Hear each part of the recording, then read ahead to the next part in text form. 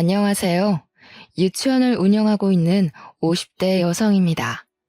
유치원 교사 생활을 포함해 20년이 넘는 시간 동안 아이들을 돌보고 있는데요. 여전히 달라지지 않는 한 가지는 아이들을 돌보는 것이 정말 힘들다는 사실이에요. 하지만 그럼에도 제가 계속해서 유치원을 운영하는 것은 티 없이 맑은 아이들의 미소 때문이랍니다. 과거 가장 믿었던 사람에게 배신당한 슬픔으로 힘들어하고 있을 때 아이들의 맑은 웃음은 큰 힘이 되어 주었고요. 아마 아이들의 미소가 아니었다면 지금까지도 배신당한 과거에 사로잡혀 이렇게 사연을 보낼 용기도 내지 못했을 거예요. 초등학교 교사로 근무하시는 아버지와 유치원 교사로 일하셨던 어머니 덕분에 저 또한 자연스럽게 아이들을 가르치고 돌보는 일로 눈길을 돌렸던 것 같아요. 부모님께서도 유아교육과에 가는 것을 적극적으로 찬성하셨고요. 솔직히 결혼을 하고 아이를 낳고도 복귀해 일할 수 있는 직업은 그리 많지 않잖아요. 그래서 더 유아교육과를 가고 싶었던 것 같습니다. 유치원 교사가 되면 적어도 경력이 단절될 일은 없을 테니까요. 한 번도 휴학하지 않는 저는 졸업을 한 후 바로 유치원 교사로 취업을 하게 되었는데요. 비슷한 시기 유치원에 취업한 동기들이 말하길 유치원 교사로 일하면서 제일 힘든 것은 제멋대로 행동하는 아이와 대소변을 가리지 못하는 아이라고 하더라고요. 동기들의 푸념은 저 또한 충분히 이해가 갔습니다. 아직 20대밖에 되지 않는 친구들이 자기 자식도 아닌 남의 집 아이들의 대소변 가리는 것을 가르쳐주는 것은 쉽지 않은 일이잖아요. 하지만 저에게 가장 힘든 것은 유난을 피우는 학부모도 말을 듣지 않는 아이들도 아닌 바로 유치원 원장이었네요. 제멋대로의 원장에 비하면 그런 것들은 식은죽 먹기처럼 쉬운 일이었어요. 예민하고 자기중심적인 원장은 자기 기분에 따라 행동하는 일이 많았거든요. 기분이 좋은 날이면 유치원 교사들에게 커피를 돌리는 등의 선행을 보이기도 했지만 기분이 안 좋은 날이면 창틀에 앉은 먼지 하나에도 꼬투리를 잡으며 늦게까지 잔소리를 늘어놓았어요. 퇴근 시간이 한참 지나고도 말이에요. 원장은 대체로 모든 유치원 교사를 마음에 들어하지 않았지만 그 중에서도 제일 마음에 들어하지 않는 것은 바로 저였습니다. 아무리 제멋대로인 원장이라 할지라도 몇십 년의 경력을 가진 베테랑급 교사들에게 난리를 피우고 싶지는 않았겠죠. 이기적이고 아이들을 좋아하지 않는 원장의 유치원이 학부모들 사이에서 입소문이 난 데에는 기존 유치원 교사들의 도움이 컸을 테니까요. 입사한 지 한 달도 안 돼 실수가 잦은 저는 원장의 먹잇감이 되기 일쑤였습니다. 항상 안 잊고 온 눈으로 쳐다보는 원장 때문에 출근을 하는 것이 아닌 살얼음판을 걷는 것 같은 기분이 들 때도 있었죠. 놀이터에서 놀던 아이가 넘어지기라도 하는 날엔 원장은 불같이 화를 내며 자기 방에 청소를 시켰고요. 그래도 화가 풀리지 않는 날이면 원장은 자신이 개인으로 타고 다니는 차에 세차까지 시켰답니다. 원장의 이런 만행은 교사들뿐만 아니라 학부모들 사이에서도 소문이 난 상태였어요. 원장의 차를 청소하고 꾸중을 듣는 모습을 본 아이들이 학부모들에게 귀뜸을 한 것이겠죠. 유치원에 있는 사람들은 모두 원장에게 괴롭힘을 당하는 저를 측은하게 생각했어요. 오죽하면 아이들까지 힘내라며 사탕을 쥐어줄 정도였거든요. 원장의 괴롭힘으로 너무 힘든 날이면 부모님에게서 온 전화도 받질 않았어요. 유치원 교사 생활을 잘하는 줄 아는 부모님에게 차마 힘든 것을 털어놓을 수 없었는걸요. 그래서 부모님 대신 친구들에게 하소연을 했답니다. 원장의 만행을 들은 친구들은 길길이 날뛰면 당장 그만두라고 말을 했고요. 부당한 대우를 받으면서도 그만두지 않는 저를 친구들은 바보라고 했는데요. 공고에 올라오는 유치원들 중 지금 다니는 곳보다 근무 조건이 좋은 곳이 없었기 때문에 그냥 참고 다닐 수밖에 없었네요. 친구들은 부당한 대우를 받으면서 일할 바에는 차라리 돈을 조금 덜 주더라도 정신적으로 편한 곳에 가서 일을 하라며 조언을 해주었지만 결혼 자금을 모아야 했기에 어쩔 수가 없었는걸요. 그리고 아무리 힘들다고 할지라도 저에게는 든든한 남자친구가 있었기에 이 정도의 힘든 것쯤은 견딜 수 있었어요. 남자친구는 같은 학교 선후배 관계로 20살 때부터 사귀어 6년이란 긴 시간 동안 제 곁을 지켜주었죠.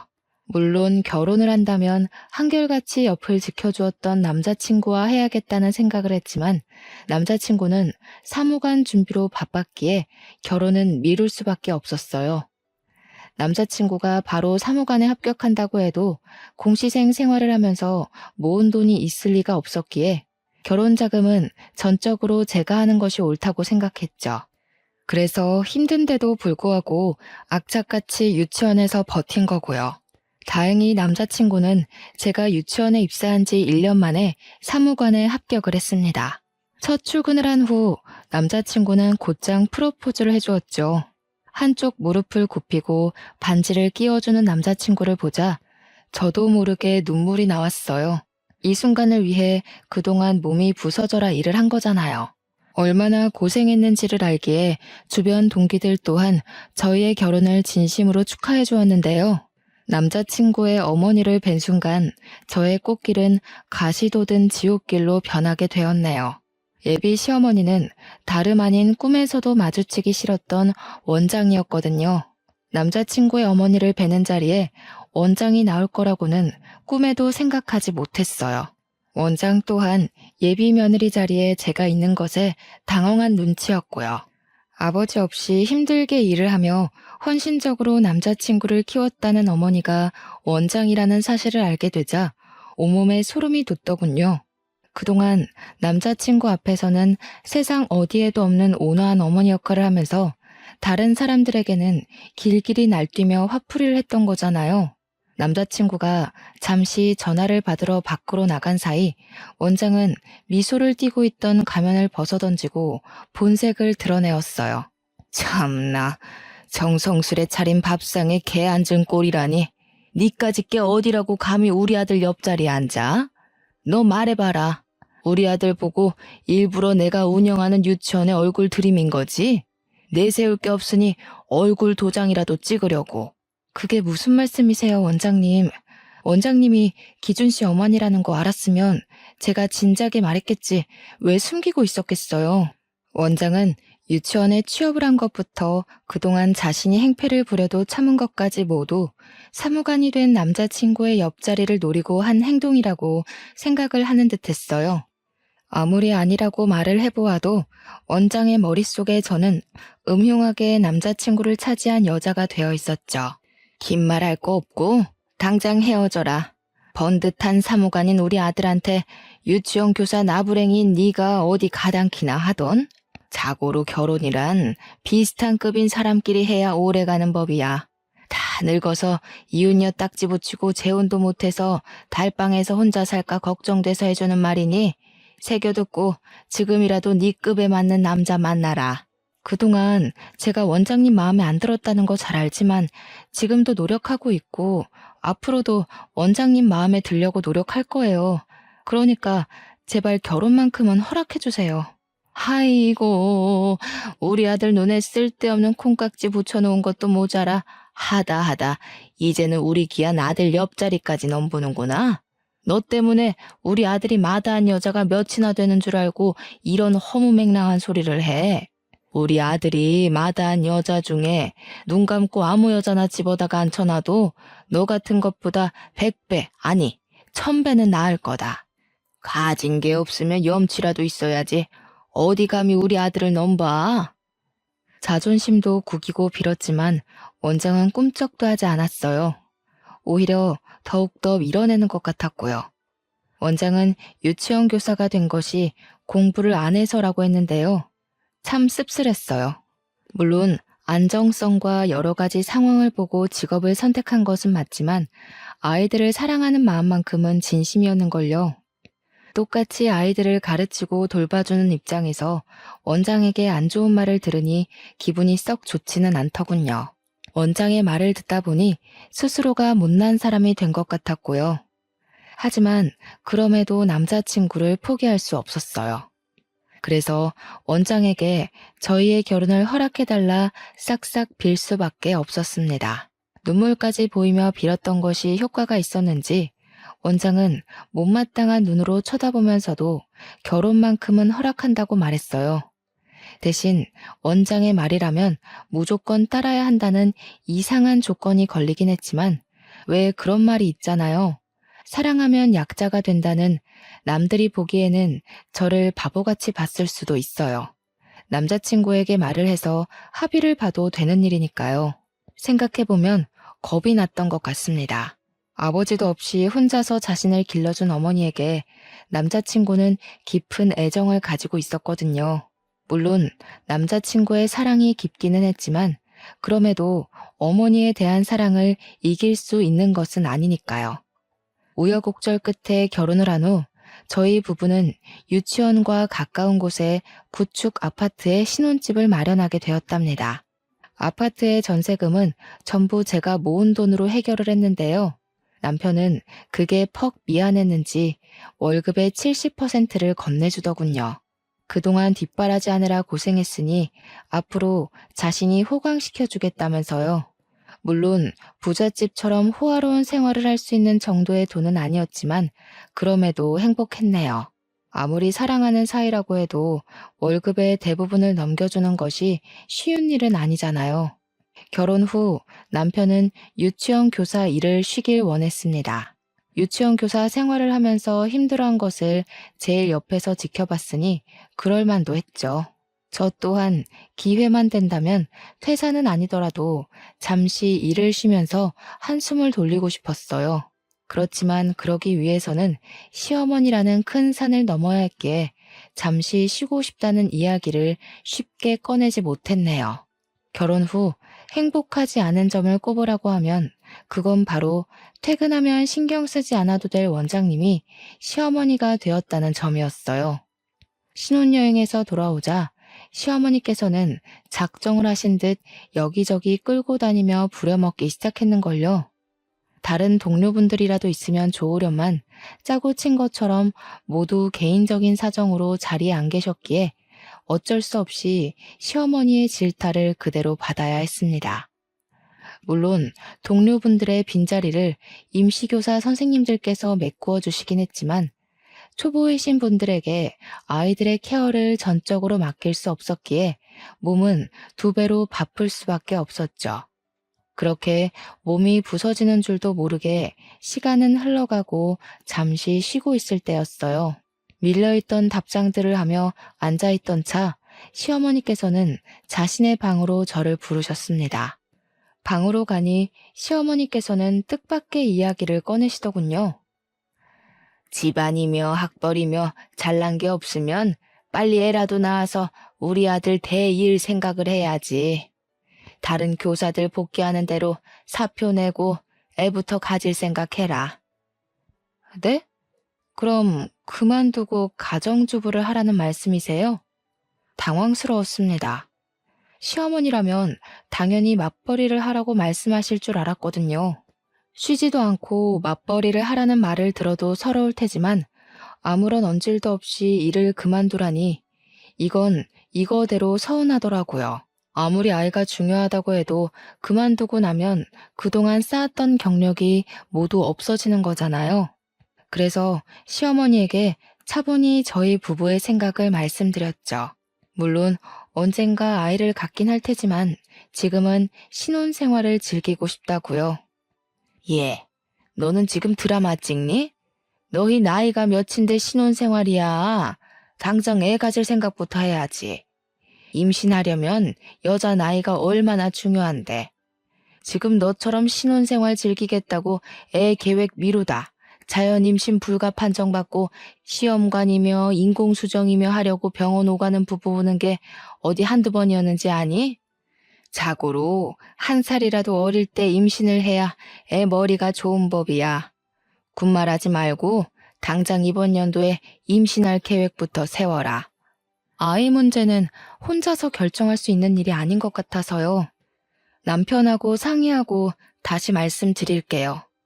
화장실 들어갈 때랑 나올 때 마음이 천지 차이라더니 지금 네가 딱 그 짝이구나. 간이고 쓸개고 내줄 것처럼 구는 게 하도 딱해서 사람 인생 구하는 셈치고 우리 아들이랑 결혼시켜줬더니 어디 지금 와서 딴소리야? 이제 지장도 찍어서 시엠이 말은 들을 필요도 없다 뭐 그런 거냐? 그런 게 아니라요, 어머니.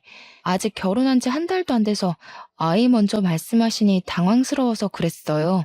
그런 뜻으로 말씀드린 건 아닌데 불쾌하셨다면 죄송해요. 이해해보려고 했지만 솔직히 시어머니의 행동을 이해할 수는 없었어요. 물론 저희 부부 둘 다 아이를 좋아하긴 했지만 결혼한 지 한 달도 안 된 신혼부부에게 직장도 포기하고 아이부터 가지라고 하다뇨. 다짜고짜 2세 계획을 강요하는 시어머니의 모습은 이해는 물론 받아들일 수도 없었습니다. 그래서 남편에게 조심스레 시어머니와 있던 일을 말하게 된 것이고요. 제 말을 듣자 남편은 시어머니가 왜 그러는지 설명을 해주었어요. 알고 보니 일찍 돌아가신 시아버지에게는 3명의 형제분이 있었는데요. 놀랍게도 3분 모두 어떻게든 자식을 보려 했었지만 자식을 보지 못하셨다고 해요. 시아버지 또한 자식을 보기 위해 40이 넘은 나이에 간신히 남편을 보게 된 것이었고요. 집안 내력을 알고 있는 시어머니께서는 집안의 대가 끊길까 걱정하신 것이었죠. 남편의 이야기를 듣고 보니 시어머니께서 왜 그렇게 아이에 대해 집착을 하게 되었는지 이해가 갔어요. 그렇지만 시어머니의 행동을 이해한다고 해서 바로 아이를 가질 계획을 세우는 것은 아니었어요. 저희 부부 둘 다 아직은 20대였기에 아이를 가져야 된다는 의무감보다는 인생에 다시는 없을 신혼생활을 단둘이서 즐기고 싶었거든요. 하지만 결혼 후 1년이 지나고 2년이 지나고 눈 깜짝할 사이에 저희 부부는 30대에 접어들었는데요. 30대에 접어들어 주변에서 아이들의 돌잔치와 출산 선물을 보내고 나니 서서히 불안감을 느끼게 되더군요. 그래서 뒤늦게 아이를 갖기 위해 팔을 걷어붙이게 된 것이고요. 술을 좋아하는 남편은 2세 계획을 세운 후부터 금주를 했고 자전거 타기 같은 격한 운동을 좋아하는 저는 요가를 하며 2세를 가지기 위해 노력을 했죠. 아이를 갖기 위해 열심히 노력하긴 했지만 어찌된 영문인지 아이는 저희 부부에게 찾아오지 않았습니다. 1살이라도 어릴 때였다면 언젠가는 생기겠지라 편하게 마음을 먹었을 테지만 나이가 나이인지라 병원을 찾아가게 되었죠. 저희 부부는 인공수정을 하기 위해 몇 가지 검사를 진행했는데요. 아무 이상이 없는 저와 다르게 남편은 불임 판정을 받고 말았죠. 검사 결과를 받은 후 저희 부부는 며칠간 대화도 단절한 채 충격에 빠져 있었어요. 그리고 며칠 후 시어머니에게는 비밀로 하자면서 남편이 먼저 이야기를 꺼내더군요. 자신을 쏙 빼닮은 아이를 가지고 싶어 하던 남편의 바람과 대를 이어가는 걸 누구보다 중요하게 생각하는 시어머니의 집착 모두를 알기에 그저 남편의 뜻을 따를 수밖에 없었네요. 괜찮은 척하기는 했지만 남편이 밤마다 베개를 적시며 힘들어하는 것을 알았기에 조용히 남편의 등을 두드려줄 수밖에 없었습니다. 그런데 착잡한 마음으로 출근한 다음 날 시어머니는 대뜸 이혼 신고서를 내밀며 남편과 당장 헤어지라는 말을 하더군요. 뭔가 오해를 하시는 시어머니에게 변명을 하려고 했지만 시어머니는 그럴 틈도 주지 않으셨습니다. 못된 것, 불임인 걸 속이고 우리 아들하고 결혼을 해? 눈에 차지도 않는 걸 억지로 참으면서 결혼까지 시켜줬더니 네가 이런 식으로 내 뒤통수를 치는구나. 이래서 집안에 사람이 잘 들어와야 된다고 하는 건데. 시어머니는 남편이 아닌 제가 불임이라고 생각하는 모양이었어요. 시어머니가 왜 그렇게 확신하는지는 말하지 않아도 딱 알 수 있었습니다. 빨리 아이를 갖기 바라는 시어머니의 극성을 견디지 못한 남편이 제가 불임이라고 둘러댄 것이 분명했거든요. 책상 위에 온갖 물건을 던지는 시어머니의 폭력적인 행동 앞에서 한숨부터 나오더군요. 아무리 아니라고 해도 시어머니가 그 말을 믿을 리가 없잖아요. 그래서 변명을 하는 것이 아닌 그저 가만히 있을 수밖에 없었는데요. 시어머니는 그게 더 마음에 들지 않는지 길길이 날뛰며 화를 내셨습니다. 애도 못 낳는 주제에 날고기는 여자들 다 제치고 부뚜막에 올라가서 죽까지 써? 나는 귀한 우리 아들 옆에 알맹이도 없는 빈 상자가 떡하니 자리 차지하고 있는 꼴 못 본다. 아무리 우리 아들이 탐나도 그렇지 불임인 주제에 손귀한 집에 며느리로 들어오다니 네가 제정신이냐? 긴 말할 거 없고 당장 이혼부터 해라. 이혼하라는 말을 끝으로 저는 원장실에서 쫓겨나듯이 나오게 되었어요. 너무나 갑작스럽게 이루어진 일에 문 앞에 서 있자 문득 그런 생각이 들더라고요. 남편이 너무하다는 생각 말이에요. 아무리 자신이 불임인 것을 시어머니에게 들키기 싫어도 그렇지 가뜩이나 미움받고 있는 아내에게 자신이 불임인 것을 뒤집어 씌우다뇨. 이해해보려고 했지만 남편의 행동은 도저히 이해가 되지 않았는걸요. 그래서 퇴근 후 집에 들어온 남편에게 따지게 되었어요. 당신 진짜 너무하다. 아무리 자기 불임인 거 말하기 싫다고 해도 그렇지. 어떻게 몸 멀쩡한 부인한테 불임이라고 뒤집어 씌울 수가 있어. 가뜩이나 어머님 나 안 좋게 보시는데 불임이라는 말까지 하면 이혼밖에 더 하겠어? 오늘 어머니가 그러시더라. 손귀한 집에 알맹이도 없는 빈 상자 들어앉아 있는 꼴 못 본다고 당신이랑 이혼하래. 미안해. 어머니가 당신한테 그렇게까지 뭐라 할 거라는 생각도 못했는데 내 불찰이야. 근데 당신도 알잖아. 우리 엄마가 손주를 얼마나 원하는지.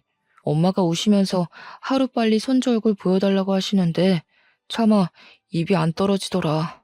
나 불임인 거 알면 우리 엄마 쓰러질 게 뻔하잖아. 그럼 나한테 먼저 말을 했으면 됐잖아. 혼자서 끙끙 앓다가 어머님한테 거짓말이나 하고. 당신 마음은 충분히 알지만 이대로 가다간 졸지에 잘 살고 있는 우리 둘 이혼하게 생겼어. 내 생각이 짧았던 것 같아. 아무리 입이 안 떨어져도 당신까지 끼어들겠으면 안 됐는데. 엄마한테는 내가 잘 말할 테니까 당신은 조금만 기다려줘. 당신한테 절대 피해 안 가도록 내가 엄마한테 잘 말해놓을게.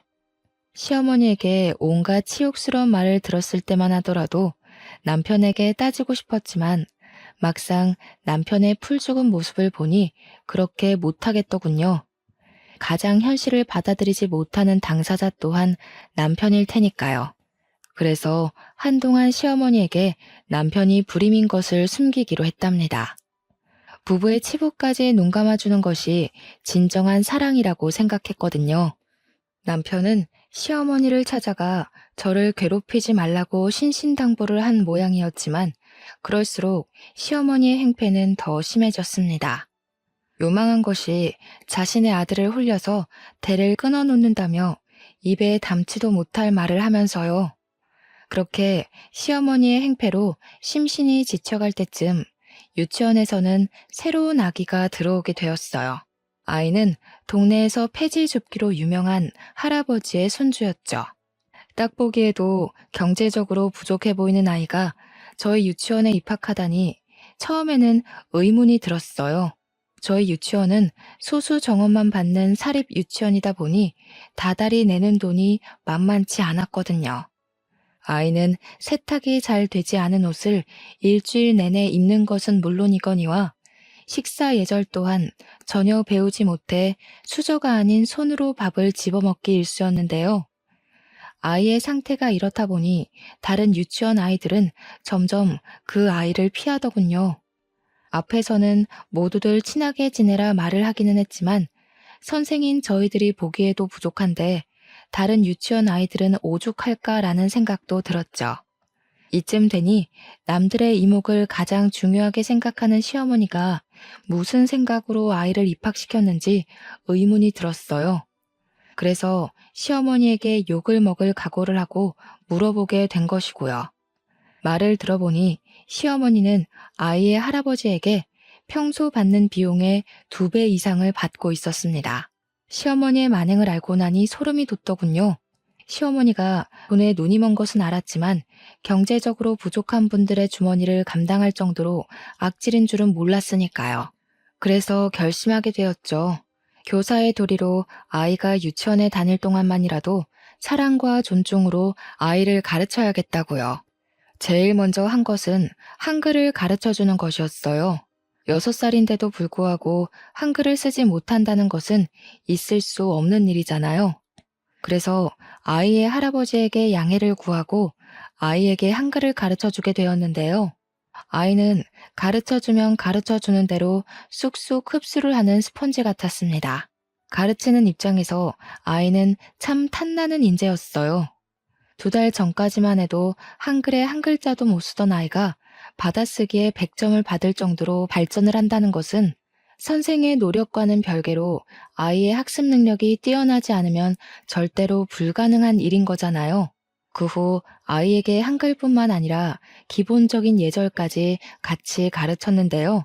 아이의 노력과 저의 정성이 통해서인지 아이는 다른 유치원 아이들과 잘 어울렸습니다.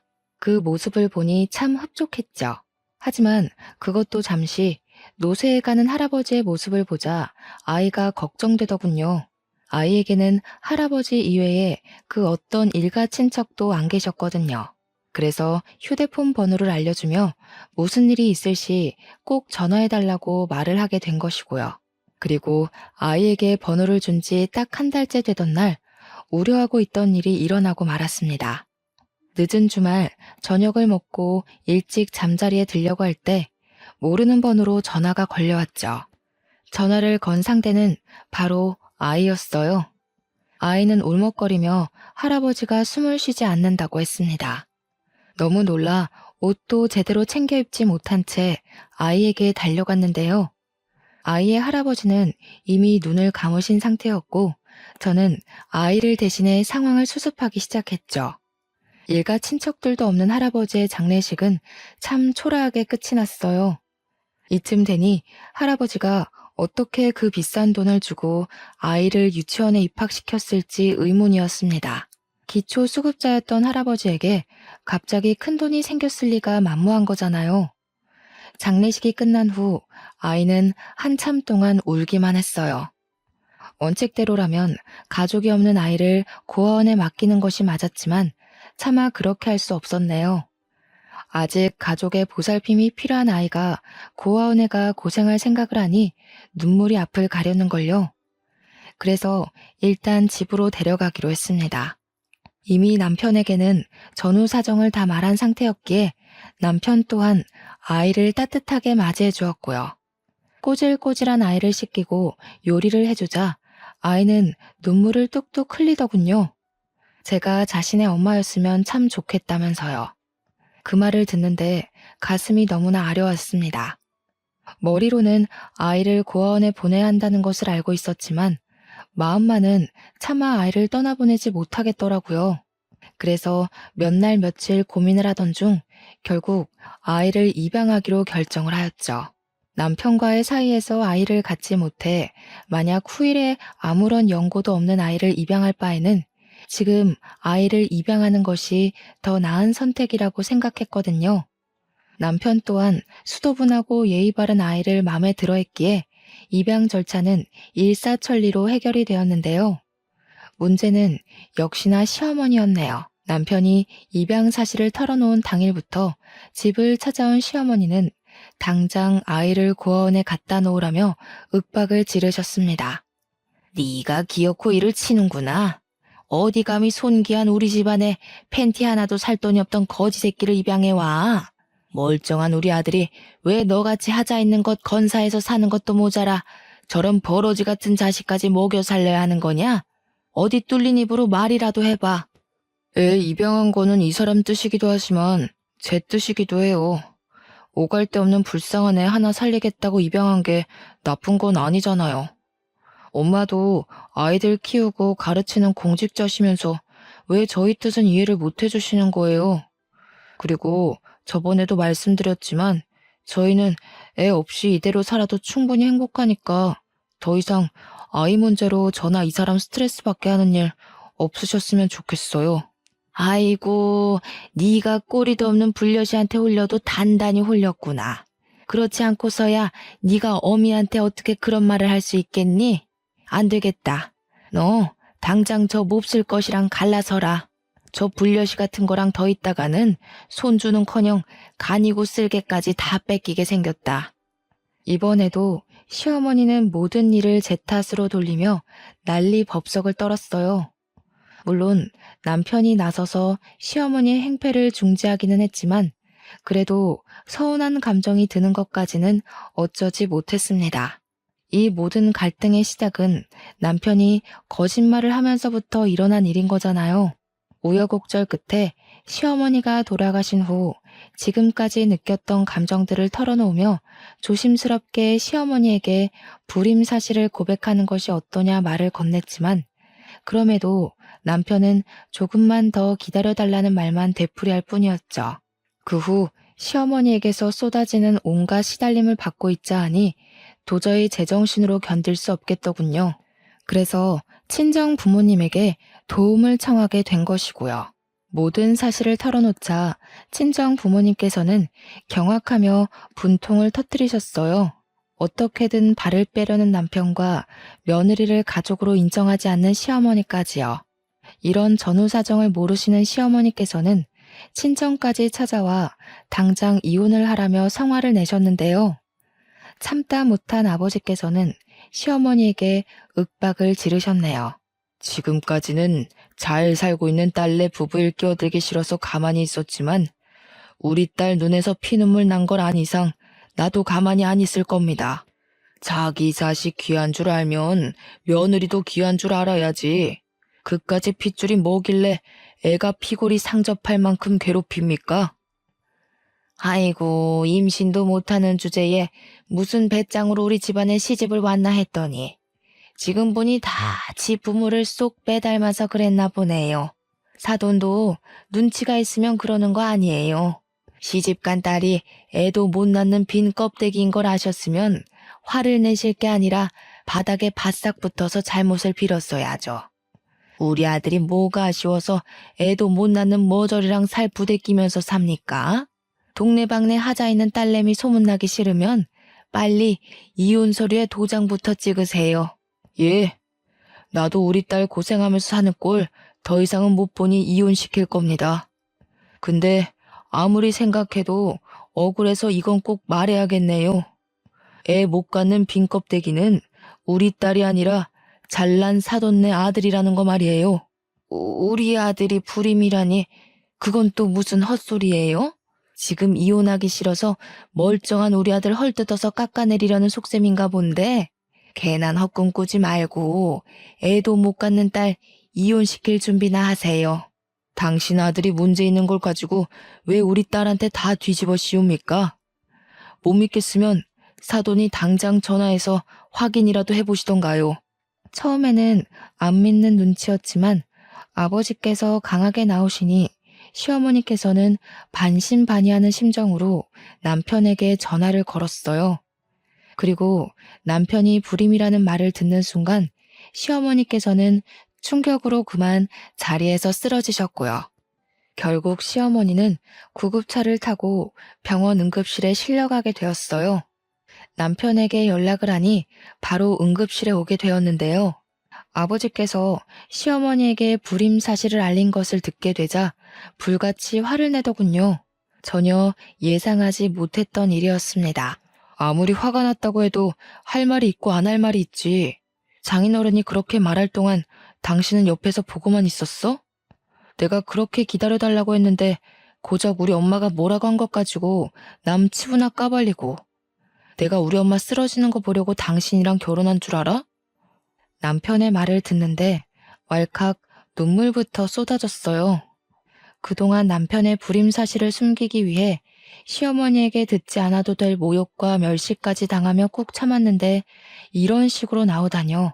제가 한 수많은 희생은 모른 척한 채 이기적으로 나오는 남편의 태도는 서운하다 못해 실망스럽기까지 했습니다. 불임 소동이 있는 후 남편과의 사이는 급속도로 안 좋아져 각방을 쓰는 지경까지 이르게 되었어요. 그리고 각방을 쓴 지 1년도 안 돼 남편은 이혼을 요구해왔고요.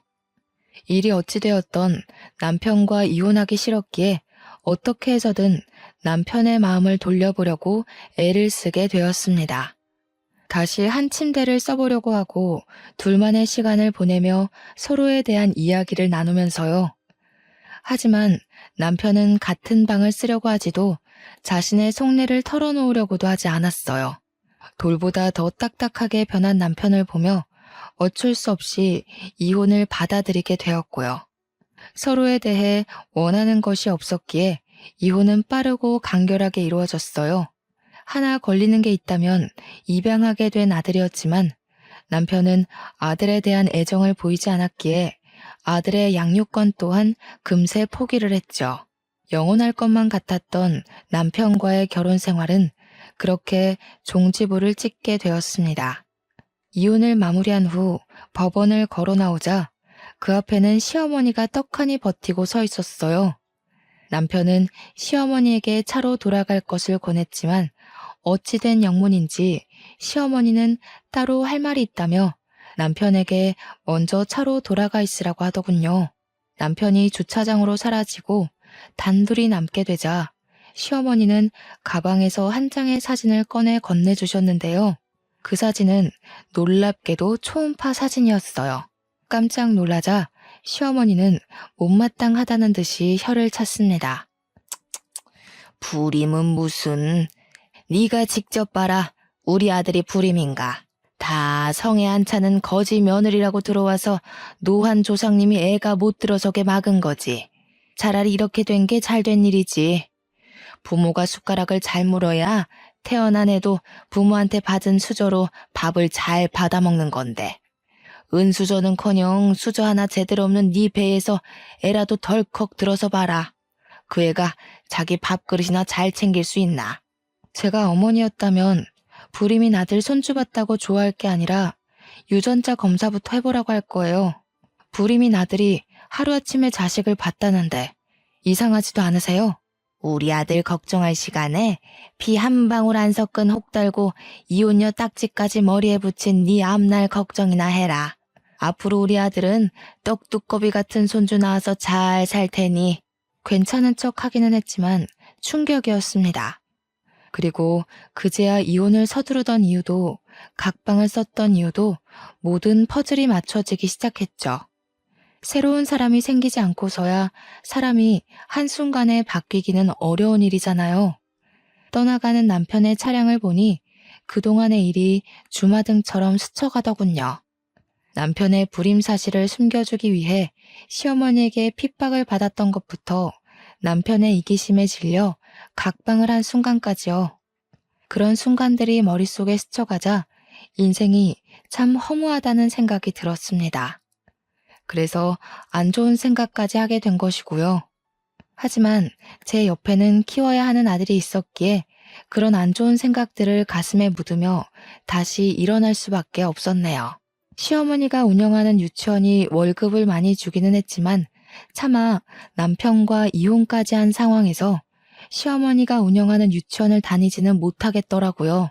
그래서 남편과 함께 지냈던 아파트도 정리하고 도망치듯 친정으로 들어가게 되었죠. 친정 부모님께서는 한 살이라도 젊을 때 그런 몰상식한 집안과 이혼한 것이 오히려 잘된 일이라며 위로를 해주셨어요. 친정 부모님의 응원이 있었기에 힘을 내어 다시 취업 준비를 할 수 있었고요. 하지만 시어머니가 동네 유치원들 사이에 여기저기 소문을 퍼뜨렸기 때문인지 취업은 잘 되지 않았습니다. 그래서 직접 유치원을 운영하기로 결심을 했죠.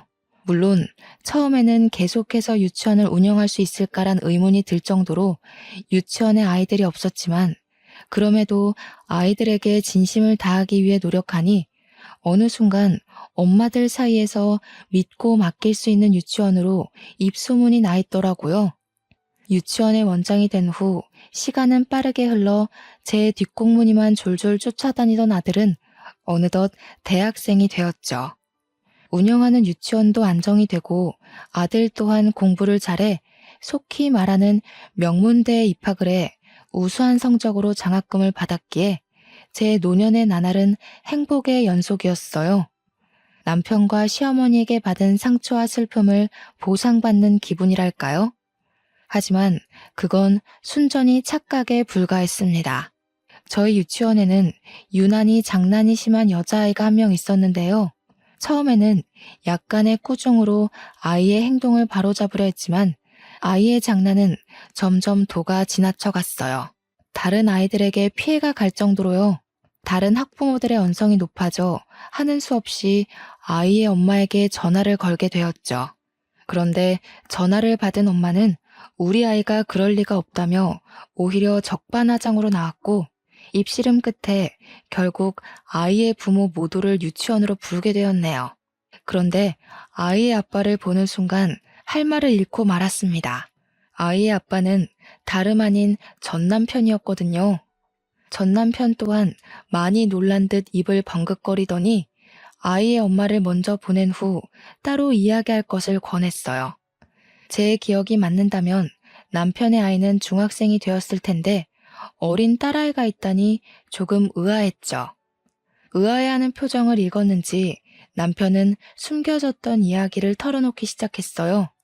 첫째를 낳은 후 아내가 둘째까지 임신을 하자 남편은 먼저 유전자 검사를 했다고 해요.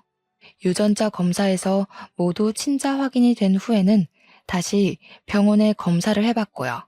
놀랍게도 다시 한 검사에서 남편은 불임이 아닌 것으로 판명이 났다더군요. 모든 것이 다 병원의 불찰이었던 것이었습니다. 모든 사실을 털어놓은 남편은 미안하다며 사과를 했는데요. 남편의 사과를 받자 씁쓸해졌어요. 병원의 검사만 아니었다면 지금쯤 전 남편의 옆에 아이를 안고 있는 것이 제가 될 수도 있었던 거잖아요. 끝난 줄 알았던 전 남편과의 재회는 다시금 우울감을 주었어요. 그래서 유치원을 운영한 후 처음으로 쉬어야겠다는 생각을 가지게 된 것이고요. 잠시 유치원 선생들에게 제가 할 일을 떠넘긴 후 제일 먼저 한 것은 이사였습니다. 어차피 아들 또한 대학교 때문에 서울로 올라갔기에 더 이상 혼자서 넓은 집에 살 이유가 없었거든요. 한적한 시골로 이사를 간 후였습니다. 집 정리로 한참 정신없던 차 한 통의 전화가 걸려오더군요. 전 남편의 내연녀였죠. 전화를 받자마자 내연녀는 다짜고짜 상스러운 말을 하며 화를 냈습니다. 당신, 우리 애 아빠 보려고 문제도 없는 우리의 문제 있다고 말 갖다 붙이면서 유치원으로 우리 부부 불러들인 거지? 뻔뻔하게 헤어졌으면 그걸로 끝난 거지. 어디 애까지 들먹이면서 가정까지 있는 남자를 넘보려고 해? 당신같이 파렴치한 인간한테 우리 딸을 맡긴 내가 잘못이지. 내가 당신 교육청에 고발하고 이 동네에서 얼굴도 못 들고 다니게 할 테니까 유치원 문 닫고 손가락 빨 준비나 해. 기가 차 아무 말도 할 수가 없었어요.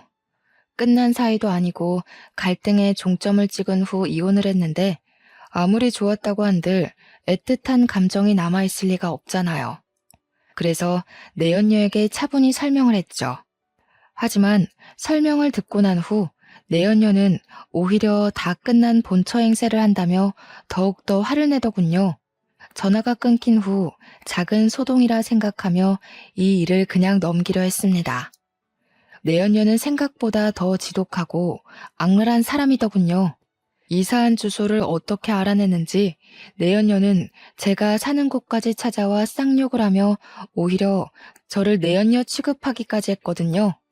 남편에게도 이 사실을 알렸지만 애초에 남편은 문제를 나서서 해결하는 사람이 아닌 회피하고 넘어가는 사람이었기에 큰 기대는 하지 않았어요. 남편의 성정을 잘 알았기에 변호사를 구하려 힘썼고요. 다행히 친구의 도움으로 괜찮은 변호사를 구하게 되었는데요. 변호사는 꼼꼼한 일처리로 내연녀에게 접근 금지 명령을 신청하는 것과 더불어 스토커 죄까지 물며 벌금형까지 선고를 했습니다. 변호사의 도움으로 골칫거리였던 내연녀는 떨어져 나갔고요. 내연녀의 일이 끝난 후 몇 번이나 변호사에게 고맙다고 인사를 했죠. 그랬더니 변호사는 이렇게 만난 것도 인연이니 좋은 친구로 지내자며 제안을 했습니다. 처음에는 단순한 이유로 시작한 사이였지만 변호사는 알고 지내면 지낼수록 참 괜찮은 사람이었어요. 친분이 두터워질 때쯤 변호사는 개인적인 이야기를 들려주었죠. 젊은 시절 변호사는 친구와 여행을 가던 중 교통사고를 당하게 되었다고 해요. 졸음운전을 하던 화물차 때문이었는데요. 목숨을 부지한 변호사와 다르게 운전대를 잡고 있던 친구는 안타깝게도 운명을 달리했다더군요. 친구에게는 아내 없이 홀로 키우던 갓난아기가 있었기에 친구를 떠나보낸 후 변호사는 오랫동안 죄책감에 시달려 속죄하는 마음으로 매년 고아원에 기부를 했다고 말을 했습니다. 그래서 저 또한 개인적인 이야기를 털어놓았어요. 이혼 후 홀로 입양한 아들을 키우고 있는 것과 왜 이혼을 했는지 같은 것들 말이에요. 모든 이야기를 들은 변호사는 친아들도 아닌데 지금까지 키운 것이 대단하다 말해주었고, 과거의 아픔이 있다는 공통점 때문인지 저희는 급속도로 친해져 어느 순간 보니 같이 미래를 계획하는 사이가 되어 있었네요. 그런데 변호사는 부끄럽게도 매년 월급의 절반을 고아원에 기부한 탓에 모아놓은 돈이 없다며 부끄러워했는데요. 아무 상관없었습니다. 사려 깊은 배려심과 문제를 외면하지 않고 바로 해결하려는 변호사의 인품은 억만금을 준다고 해도 절대 구할 수 없는 것들이었으니까요. 변호사의 부모님은 며느리를 애 낳는 대용품으로만 보던 시어머니와는 전혀 다른 분들이었습니다. 입양한 아들을 키우고 있는 것을 알았을 때도 괜한 짓을 했다며 비난하는 것이 아닌 그동안 고생했다며 따뜻하게 안아주셨거든요. 변호사의 부모님까지 만난 후 더욱 결혼에 대한 생각을 확고히 하게 되었죠.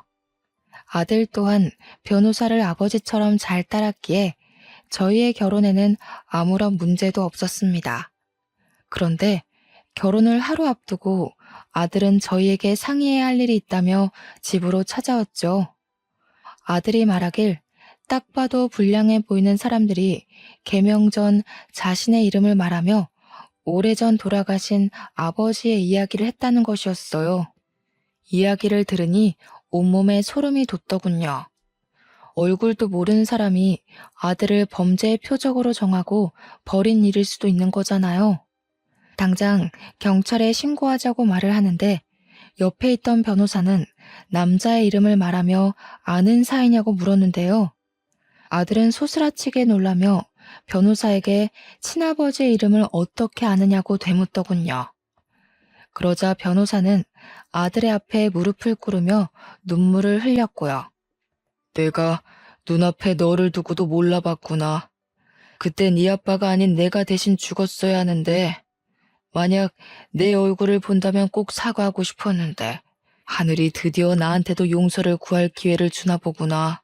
그럼 아빠랑 같이 여행을 갔다던 사람이 아저씨였던 거예요?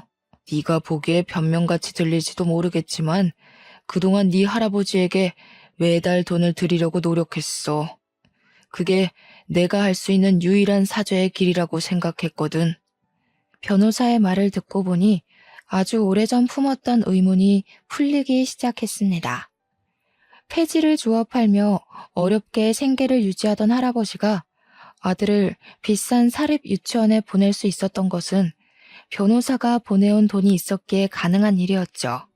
할아버지가 돌아가시고 아들이 제품으로 온 후 변호사는 행방이 묘연해진 아들에게 항상 미안한 마음을 품으며 아들에게 보냈어야 할 돈을 고아원에 보낸 것이고요. 저와 결혼을 앞두고 죽기 전 한 번이라도 아들을 봐야겠다는 일념으로 변호사임에도 불구하고 흥신소의 도움을 받아 아들을 찾아다녔다며 눈물을 훔쳤죠. 모든 사실을 알게 된 저희 가족은 한바탕 눈물을 흘리고 모두 퉁퉁 부은 눈으로 결혼식에 참석을 하게 되었는데요. 후회는 없었습니다. 진정한 가족이 함께하는 미래에는 결혼식보다 더 행복하고 웃을 일이 많다고 생각했으니까요. 결혼식을 올린 후 저는 다시 유치원에 복귀했어요. 한 가지 달라진 점이 있다면 제 옆에는 영원한 인생의 동반자가 생겼다는 것이랄까요? 전에 같이 일하던 유치원 교사에게 듣기로 전 남편은 얼마 전 이혼했다는 소식을 전해주었어요. 이혼 사유는 심각한 내연녀의 의부증이라네요. 전 남편과 이혼을 했을 때만 해도 세상이 무너지는 것 같은 절망감을 느꼈지만 시간이 지나고 나니 전 남편과 이혼을 한 것이 참 다행이라는 생각이 드네요. 이혼하지 않았다면 소중한 아들을 키우지도 이렇게 좋은 사람을 만나 행복한 생활을 누리지도 못했을 게 뻔한걸요. 이런 걸 보면 사람은 뿌린 대로 거둔다는 말이 맞는 것 같아요. 조금 오지랖일 수도 있겠지만 전 남편이 지금이라도 이기적이고 회피적인 성격을 고치고 새로운 삶을 살았으면 좋겠습니다. 현재 힘든 시간을 보내고 있는 분이 계시다면 희망을 잃지 마시고 꼭 앞으로 나아가셨으면 좋겠어요. 아무리 힘든 일이 있다고 해도 앞으로 나아가다 보면 그 끝에는 꼭 희망이 기다리고 있을 테니까요. 그럼 지금까지 기구했던 저의 사연을 들어주신 시청자분들에게 감사하며 이만 물러가도록 하겠습니다.